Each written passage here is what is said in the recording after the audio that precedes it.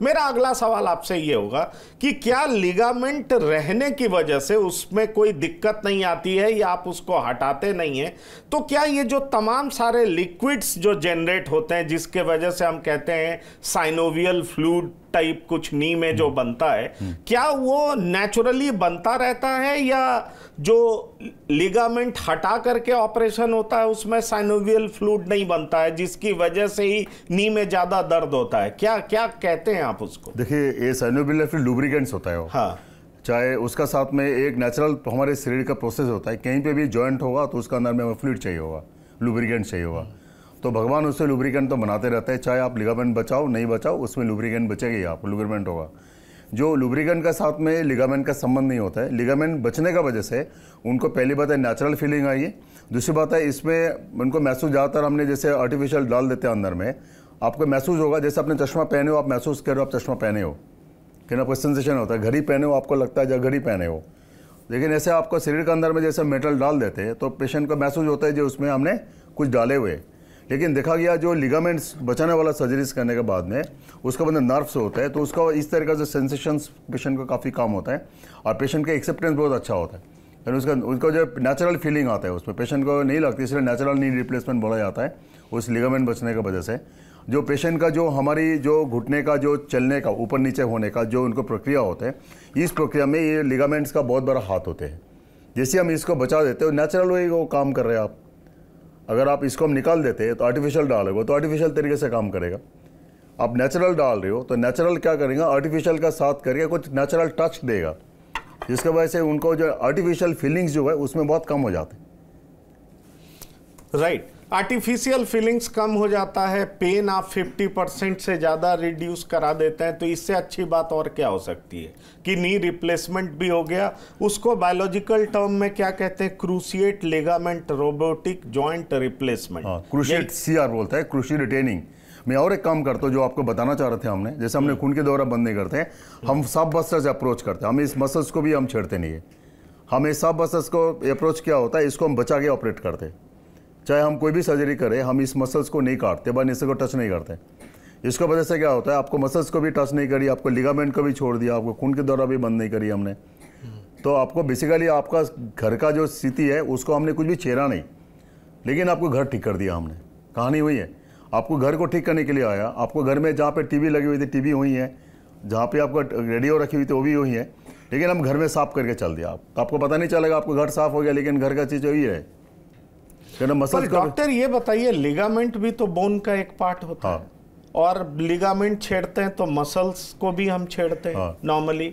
तो जब आप लिगामेंट नहीं छेड़ते तो मसल्स भी नहीं छेड़ते, ब्लड फ्लो आप होने देते हैं। तो क्या जो नी रिप्लेसमेंट और तरीके से होता है जिसमें लिगामेंट को हम नुकसान पहुंचाते हैं या हटाते हैं, तो क्या उसमें दर्द ज्यादा होता है, इसमें दर्द कम होता है? आप ये कहना चाह रहे हैं? और दर्द कम होने की वजह ब्लड फ्लो को रोकना है, इस वजह से दर्द ज्यादा होता है, और आप जो ऑपरेशन करते हैं उसमें ब्लड फ्लो को आप रोकते नहीं। कैसे, मतलब उसको बहने देते हैं? क्या करते हैं? हम उसको रहने देते हैं। हमारे वही टेक्निक है जिस टेक्निक में हमने ब्लड फ्लो को बिना बंद करके हम घुटने का प्रत्यारोपण करते हैं। उसमें क्या होता है, नेचुरल फ्लो जैसे होते रहेगा, जिसकी वजह से आपको मसल्स को नुकसान नहीं होता है। ऑपरेशन करने के बाद पेशेंट का पेन बिल्कुल नहीं होता है।